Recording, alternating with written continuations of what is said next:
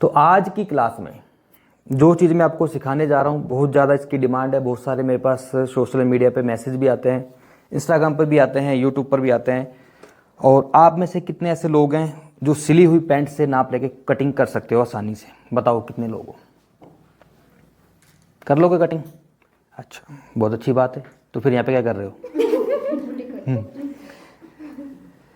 देखो, सिली हुई पैंट से कटिंग करने का तरीका अलग होता है और बॉडी से नाप लेके कटिंग करने का तरीका अलग होता है। कुछ लोग पता क्या करते हैं, उनको जो सिली सिलाई पैंट मिल गई तो वो सोचते हैं बस सिली हुई पैंट को बस कपड़े ऊपर रख दिया, निशान लगा दे और कटिंग कर दे। ऐसे नहीं होता, उससे पैंट की जो पूरी की पूरी गति खराब हो जाएगी। तो पैंट का प्रॉपर पहले नाप लेना पड़ता है, उसके बाद आपको कैसे कटिंग करनी है स्टेप बाय स्टेप मैं सब कुछ आपको सिखाऊंगा अपने काउंटर पर। काउंटर ज़्यादा दूर नहीं है, पीछे काउंटर है, तो आइए सब काउंटर पर आपको सिखाता हूँ। सबसे पहले देखो, ये मेरे ना किसी कस्टमर की पैंट है। उन्होंने बोला कि बिल्कुल ये मेरे को फिट आती है, तो सेम इसी नाप से आपको पैंट बनानी है। सिली हुई पैंट है, आगे बेल्ट है और पीछे इलास्टिक है। कैसे आपको इस पैंट का मेजरमेंट लेना है? तो ये देखो, पैंट को मैंने इस प्रकार से बिछा लिया है। टोटल 5 मेजरमेंट चाहिए होते हैं, चाहे आप बॉडी से नाप ले रहे हो या फिर आप सिली हुई पैंट से नाप ले रहे हो। वो 5 मेजरमेंट कौन कौन से होते हैं? बिल्कुल स्टेप बाय स्टेप हमने मेजरमेंट लेने हैं 5, और जिस स्टेप से वो मेजरमेंट मैं लूँगा सेम उसी 5 स्टेप को फॉलो करते हुए मैंने कटिंग करनी है। पहला मेजरमेंट होता है लेंथ का। यहाँ पर इंची टेप को रखा, बिल्कुल यहाँ से लेकर यहाँ तक कितनी लेंथ आ रही इसकी? 38 इंच। तो लेंथ हो गई इसकी 38। लंबाई के बाद दूसरा मेजरमेंट लेते हैं। अगर आप बॉडी से ले रहे हो तब भी, चाहे सिली हुई पैंट से ले रहे हो, वो होती है कमर। अब इसकी कमर का अंदाजा कैसे लगेगा? क्योंकि आगे बेल्ट है और पीछे इलास्टिक है, तो सिर्फ आगे वाली जो बेल्ट होती है इसको आपने मेजरमेंट देख लेना कितना, यहाँ से लेकर यहाँ तक जहाँ पर ये चैन लग रही है, कितनी कमर आ रही है। अब ये जो एक्स्ट्रा ये किस लिए होता है? ये तो हुक को कवर करने के लिए होता है। तो 16 दूनी 32, तो कमर हो गई इसकी टोटल 32। लंबाई हो गई, कमर हो गई। जब हम बॉडी से नाप लेते हैं, तीसरा मेजरमेंट लेते हैं हम हिप का। और हिप का नाप क्यों लेते हैं? आसन को निकालने के लिए। अब इसमें हिप का तो नाप हम ले नहीं सकते, तो इसमें हमने डायरेक्ट आसन का ही नाप लेना है। कैसे लेना है? बस यहाँ से आपने इंची टेप को रखना है, यहाँ से बिल्कुल ऊपर से और यहाँ तक कितना आ रहा है ये, इसको ऐसे देख लो, 12.5 आ रहा है। तो इसका जो आसन है यानी कि जो क्रोच एरिया है वो है 12.5 इंच। इसके बाद हम जो चौथा मेजरमेंट लेते हैं वो लेते हैं हम थाइस का। थाइस का जब हम मेजरमेंट लेते हैं, वैसे तो देखो मैंने ऑलरेडी वीडियो बना ही रखी है कि बॉडी से मेजरमेंट लेके कैसे आपको कटिंग करनी है, कैसे आपको बॉडी का नाप लेना है, कितनी लूजिंग देनी है। लेकिन इसमें आपको कुछ भी एक्स्ट्रा नहीं करना है, ये जिसका भी है उसको ऑलरेडी फिट है। तो आपने ये म्यानी को छोड़ दो, म्यानी को अभी आपको यूज़ में नहीं लेना। यहाँ से लेकर यहाँ तक टोटल देखो कितना ये है 12.5। तो इसकी जो थाई है वो कितनी है? 12.5 इंच। अब आते हैं नीचे इसके बॉटम यानी कि मोहरी पर। तो मोहरी का भी मेजरमेंट आपको ऐसे ही लेना है। टोटल कितना है ये? लगभग ये 6.5 है। तो इसका जो बॉटम है वो है 6.5। तो टोटल कितने मेजरमेंट हैं? 1 2 3 4 5। इस तरह से आपको मेजरमेंट लेना है। अब इसकी कटिंग कैसे करनी है?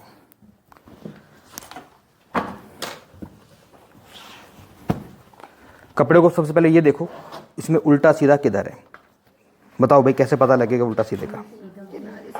इसकी किनारी से पता लगता है। ये देखो किनारी से पता लगता है। वैसे भी इसमें दिख रहा है ये जो है सीधा हिस्सा है और ये इसका उल्टा हिस्सा है, ठीक है। तो उस कपड़े को ऐसे उल्टा कर लो ऐसे। और किनारी वाले जो हिस्से होते हैं वो आपको रखने खुद की साइड में ऐसे। किनारी वाले हमेशा हिस्से आपको खुद की साइड में रखने पड़ेंगे। ये चीज़ आपको हमेशा याद रखनी है। समझ में आ गया कपड़े को कैसे बिछाया? अब इसमें क्या थोड़ी सी सलवटें हैं, ये बेकार लग रही होंगी, नहीं लग रही? ठीक है। जब भी पैंट की कटिंग करनी है आपको क्या करना है? सबसे पहले सीधा एक नीचे निशान लगाओ ऐसे। इस निशान को लगाने का मतलब क्या होता है? ताकि नीचे से जो कपड़ा ये आपको दिख रहा है छोटा बड़ा है या फिर इसमें धागे वगैरह जो, इस सारे को हम काट के बराबर कर सकते हैं।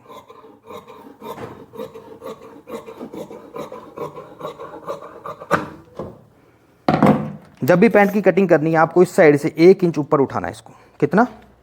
1 इंच। और उस साइड से नहीं उठाना, बस इसको ऐसे रखा और ऐसे ये निशान लगाना है। अब इसको 1 इंच ऊपर क्यों उठाते हैं बताओ?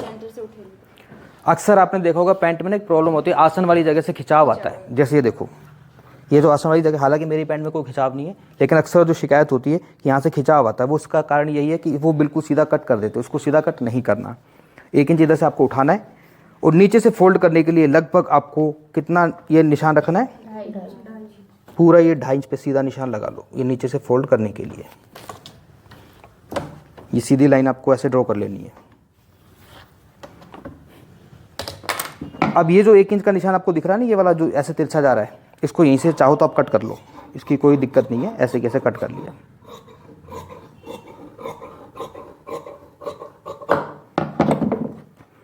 अभी तक जो कुछ हमने किया है ये कुछ भी नहीं किया है, शुरुआत अब होगी। अब ये जो 5 मेजरमेंट थे ना, इसके अकॉर्डिंग आपको कटिंग करनी है। हम बना रहे हैं आगे बेल्ट, पीछे इलास्टिक वाली पैंट। इसका फार्मूला अलग होता है। एक पैंट होती है जिसमें पूरे में इलास्टिक लगती है, उसका फार्मूला अलग होता है। जब आप कोई ऐसी पैंट बना रहे हो जिसमें आगे बेल्ट है और पीछे इलास्टिक है, तो जो भी लेंथ होती है, लेंथ कितनी है, तो आपको 1 इंच लेंथ कम करनी है। कितनी करनी है, 37। क्यों कम करी है मैंने, क्योंकि जो 1 इंच मैंने कम किया है ना, वो बाद में एडजस्ट हो जाएगा जब इसके ऊपर अलग से हम बेल्ट को लगाएंगे।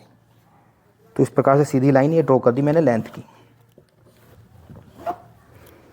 लंबाई का काम हो गया। लंबाई के बाद बात करेंगे अब इसकी कमर की। कमर है 32, तो 32 का आपको करना है 1/4। कितना होगा, 8 चौक 32। ये मैंने 8 पे निशान लगा दिया। और इसके अलावा आपको 2 इंच इसमें एक्स्ट्रा मार्जिन रखना है। अब ये 2 इंच का एक्स्ट्रा मार्जिन क्या है, क्यों लिया है मैंने, तो उसके लिए इस पैंट को समझ लो आप। ये 2 इंच मैंने एक्स्ट्रा क्यों लिया है भाई, हमें 8 इंच तो कमर रखनी है, लेकिन ये देखो इसमें डार्ट लग रही हुई है, ये 1 इंच की डार्ट डलेगी, ठीक है। और बाकी 1 इंच जो है वो जब आपस में इधर सिलाई में जाता है मार्जिन में और इस साइड भी जाता है तो वो एक्स्ट्रा मार्जिन होता है। तो टोटल आपको 2 इंच एक्स्ट्रा रखना है। इसके बाद आपको यहाँ से डाउन करना है, कितना, 1 इंच, क्योंकि बॉडी स्ट्रक्चर के अनुसार ही आपको पैंट की कटिंग करनी होती है। अगर इसको आप सीधा कट करोगे तो भी आपका जो आसन है ऊपर की ओर चढ़ेगा, क्योंकि बॉडी स्ट्रक्चर ऐसा होता है जैसा कि आप देख सकते हो। पैंट जो होती है बिल्कुल यहाँ पर नहीं रुकती कभी भी, पैंट हमेशा इस तरह से नीचे की साइड थोड़ी झुकी हुई रहती है।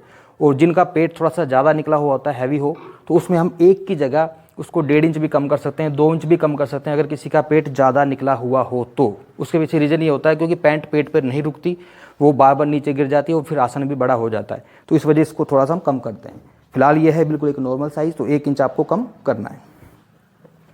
अब इसके बाद लंबाई के बाद कमर भी हो गई, कमर के बाद आसन। अब इसका आसन कितना है टोटल, लेकिन हम लेंगे कितना, हम लेंगे 11.5। 1 इंच ऊपर निकाल दिया मैंने क्योंकि बेल्ट में चला जाएगा, तो टोटल 11.5 हम इसको आसन को लेंगे। वो बेल्ट लगने के बाद टोटल 12.5 ये हो जाएगा। तो ये 11.5 इसका आसन है। और यहाँ पर ऐसे स्केल को रखो सीधा और ये सीधी लाइन आपको ड्रॉ कर लेनी है। किसी के मन में कोई शंका, कोई डाउट, भाई इसको साइलेंट करो फ़ोन को। हाँ जी, कोई डाउट है अभी तक हो तो पूछ लेना, क्योंकि ऐसा मौका फिर बार बार नहीं आता। बताओ, आगे समझ सबको। अब क्या करना है, क्रोच एरिया निकल गया। क्रोच एरिया के बाद मैंने चौथा मेजरमेंट क्या लिया था, थाइज कितनी थी, तो यहाँ से 12.5 ही आपको रखना है फिक्स। अब आप कहोगे 12.5 रख लिया तो फिर ये तो टाइट हो जाएगा, लेकिन टाइट नहीं होगा, ये फिक्स 12.5 ही आएगा। वो देखना जब मैं इसमें बैक में कलाकारी करके आपको दिखाऊंगा। कितना है यहाँ से, 12.5। अब यहाँ से 12.5 इंच लिया है मैंने, तो नीचे से भी आपको 12.5 ही रखना है यहाँ से। अब 12.5 का पहले आपको करना होगा हाफ।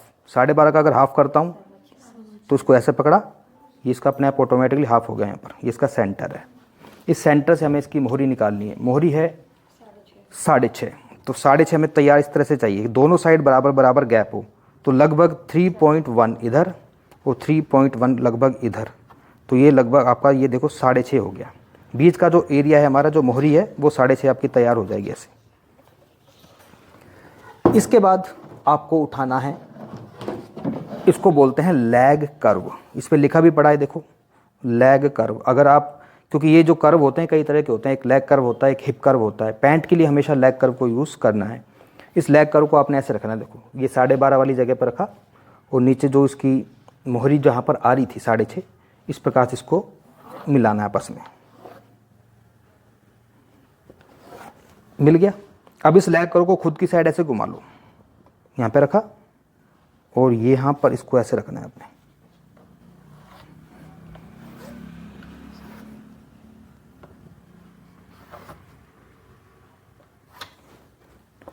जो पैंट की शेप बनती है इस तरह से बनती है, जैसे कि आपको दिख रही होगी।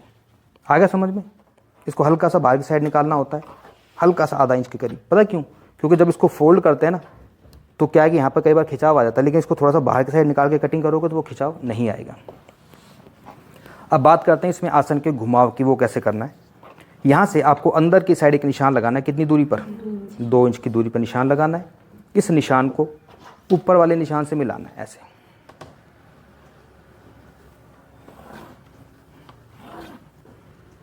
ठीक है, इसको थोड़ा सा मैं डार्क कर लेता हूँ।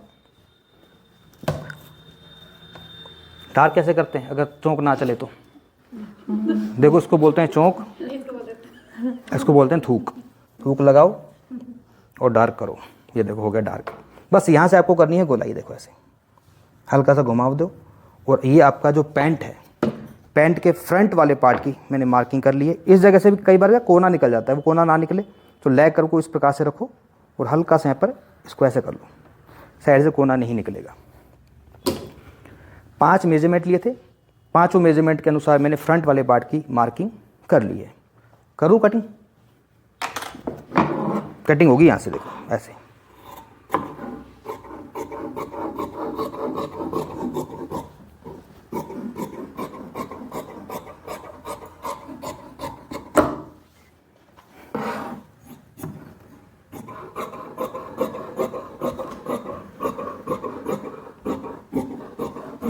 इस काले कपड़े पर, पैंट पर मेरे हाथ थोड़े से गोरे लग रहे होंगे।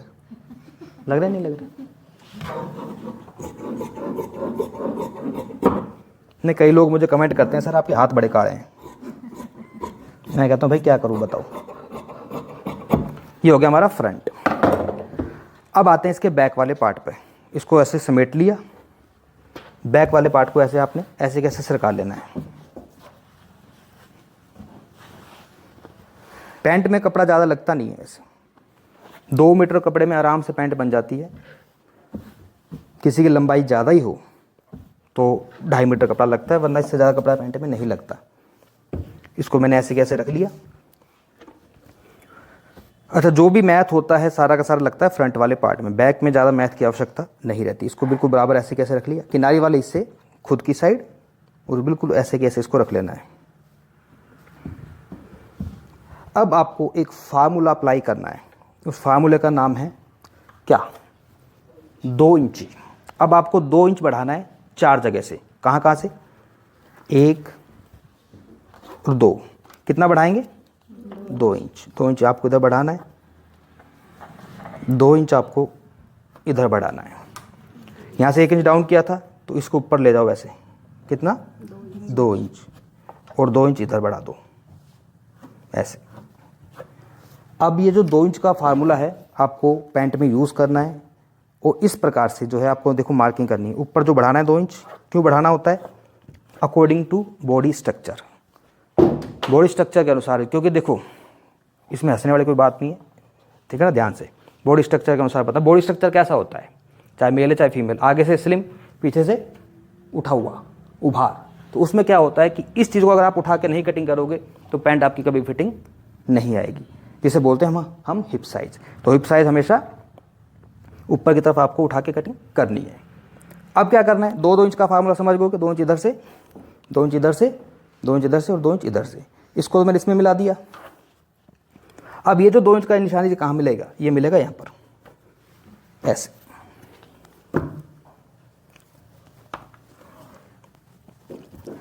थूक लगाया और चौंक चलाया। अब इसको ऐसे पकड़ा और इसको हमने ऐसे पकड़ा।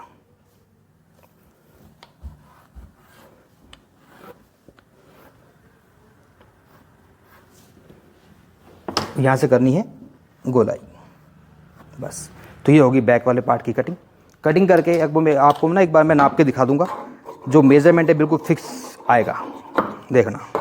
इधर से आपको बिल्कुल बराबर कट करना है, इस साइड से, जिस साइड हमारी पॉकेट लगती है ना, और जिस साइड में क्रोच एरिया होता है उस साइड से ही आपको 2-2 इंच बढ़ाना होगा।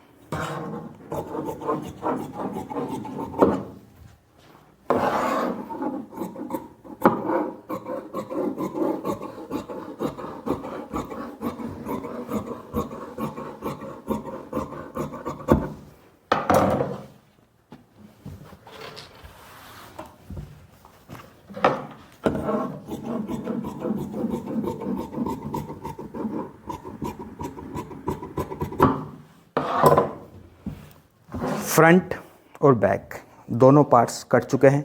अब जब ये फ्रंट और बैक जब सिलाई होगी तो ये इस प्रकार से इसमें अटैच होगा, उधर से बैक उसमें अटैच होगा।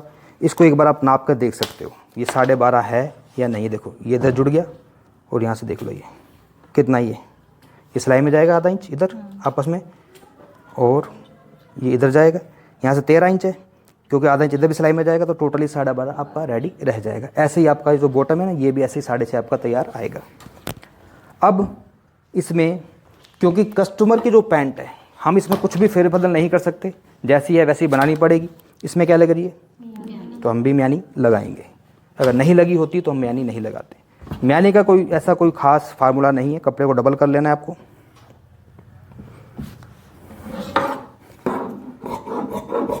सीधा कट करा और ऐसे कट कर दिया, ये वो कट गई आपकी म्यानी। अगर फिर भी नाप कर देखनी है भाई सेम चाहिए तो उसको आप ऐसे भी देख सकते हो। देखो इधर भी सिलाई में जाएगा आधा इंच इधर में जाएगा, थोड़ी सी ये चौड़ी है तो हल्का से इसको चौड़ाई में कम कर लो, बाकी लंबाई म्यानी की ठीक है। ये कट गई म्यानी।